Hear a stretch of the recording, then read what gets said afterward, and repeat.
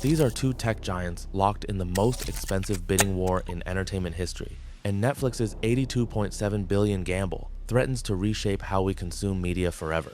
What started as a quiet acquisition exploded into a corporate battle involving hostile takeovers, federal investigations, and accusations that could determine the future of streaming.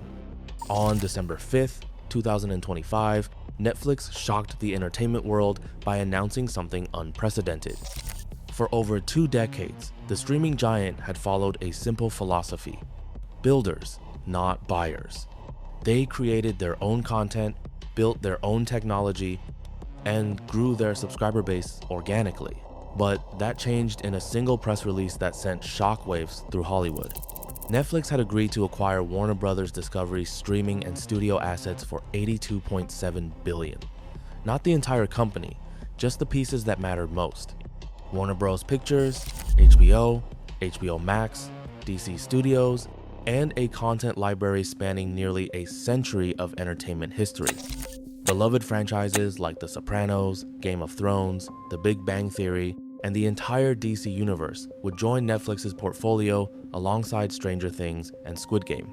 The deal represented the largest media acquisition in history, dwarfing Disney's purchase of 21st Century Fox. But the price tag told only part of the story. Netflix was paying $72 billion for divisions that were worth more than Warner Bros. Discovery's entire $60 billion market value. Wall Street took notice immediately. Ted Sarandos, Netflix's co-CEO, knew the announcement would surprise people. "I know some of you are surprised that we're making this acquisition, and I certainly understand why," he told investors. "Over the years, we have been known to be builders, not buyers." But Netflix had reached a critical juncture. With over 325 million subscribers worldwide, organic growth was slowing in mature markets. The company needed a new strategy, but Netflix wasn't the only company interested in Warner Bros. Discovery. 3 days after Netflix's announcement, David Ellison delivered a bombshell that transformed a friendly acquisition into a corporate war. On December 8th, Paramount Skydance launched a hostile takeover bid for the entirety of Warner Bros. Discovery, offering $108.4 billion at $30 per share. Unlike Netflix's targeted approach, Paramount wanted everything: the streaming assets, the traditional television networks, the global operations. David Ellison, backed by his father Larry Ellison's Oracle fortune, had committed $40.4 billion of personal wealth to the deal. The timing wasn't coincidental. Paramount Skydance argued that Netflix's bid was presumptively unlawful under antitrust regulations.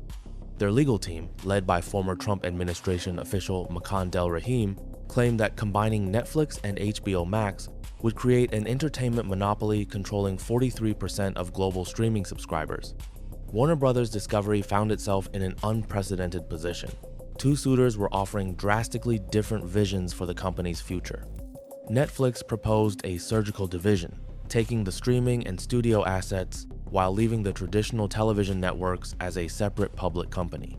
Paramount wanted complete control, arguing their $30 per share offer was financially superior to Netflix's $27.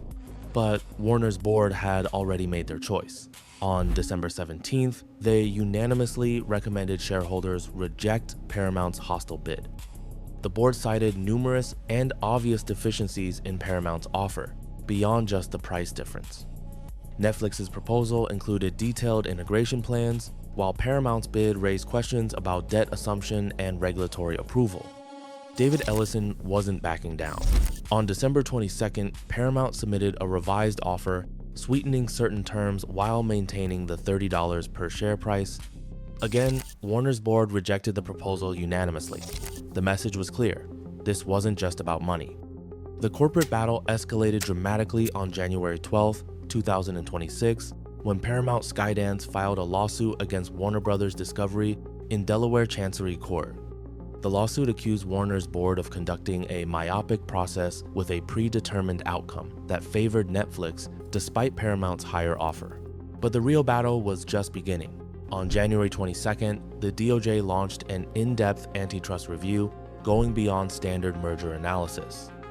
Investigators were examining whether Netflix had used anti-competitive tactics to build market dominance.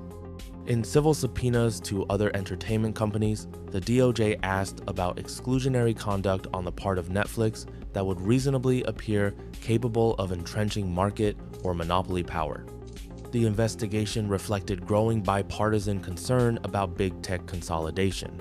Netflix's market position was already formidable. The company controlled 9% of total US television viewing time, trailing only YouTube. Adding Warner Brothers would push that figure to 10%, while giving Netflix control of over 55% of the subscription streaming market. Netflix's defense strategy became clear during Ted Sarandos' appearance before the Senate Judiciary Subcommittee on Antitrust on February 3, 2026. Facing hostile questioning from both Republican and Democratic senators, Sarandos argued that streaming remained intensely competitive. Netflix, with all of our success, are only about 9% of TV viewing time in the US, Sarandos testified.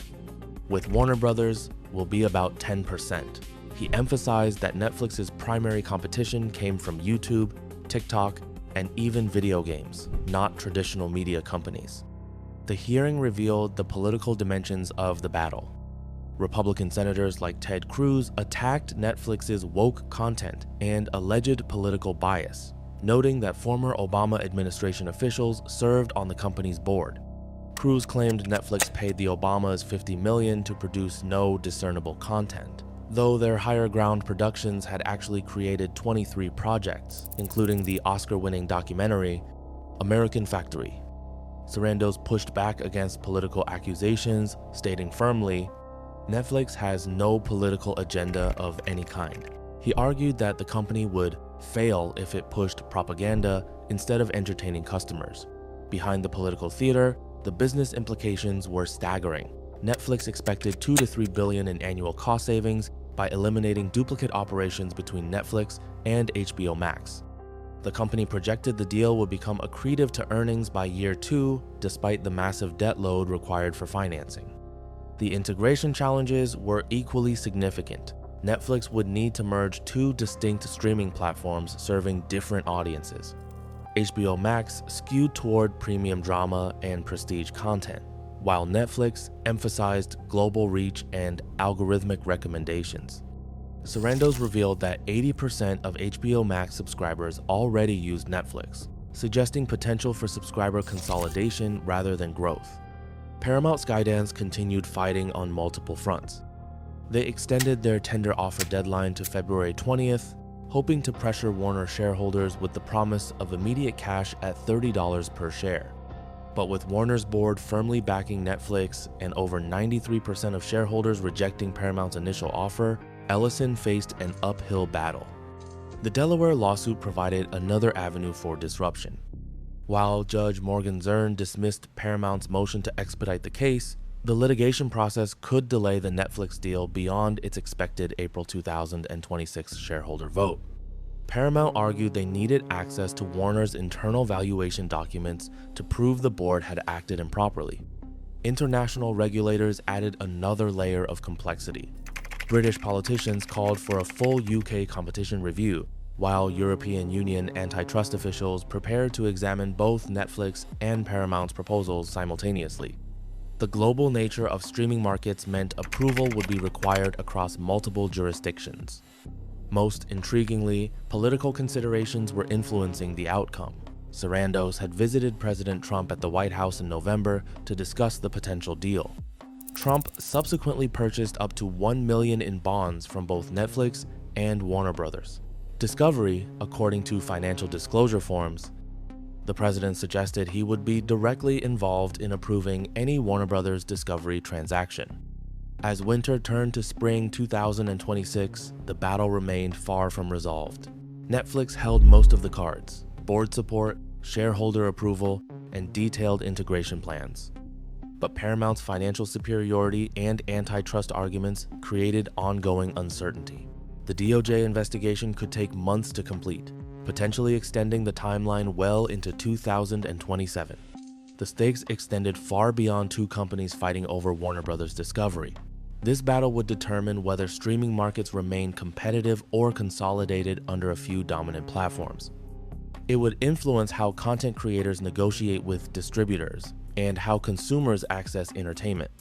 One thing was certain: the age of friendly media consolidation was over.